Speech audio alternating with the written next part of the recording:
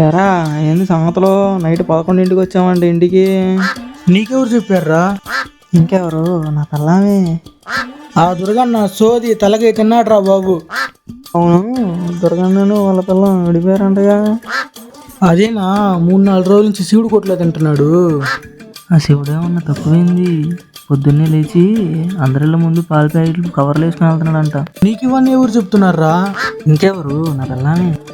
ఒరే, పక్కింటి నుంచి పక్క ఏరియా దాకా న్యూస్ రిపోర్టర్ లాగా ఉంది కదరా నీ పిల్లం, వేరే లెవెల్.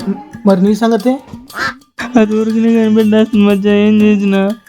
అందుకని బాత్రూంలోకి వెళ్ళి మెసేజ్ చేద్దామని ఆయన మెసేజ్ పెడితే టింగన్ సౌండ్ వచ్చింది. బాత్రూమ్ తలుపు పాలు కొట్టుకొని వచ్చి టపా టపా నెత్తి మీద కొట్టిందిరా. చివర్లో చూస్తే ఫేక్ ఐడియా, అనవసరంగా దెబ్బలు తిన్నాను. సరే సరే రా, ఏడవ బాక. మొన్న చూస్తే నీకు ఫోన్ చేశానా, మీరు ఎవరు వచ్చిందిరా.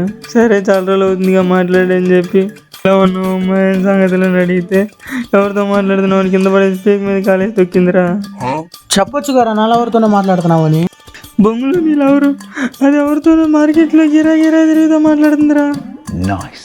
ఎవర్రా? టమాటాలు తీసుకుంటున్నా.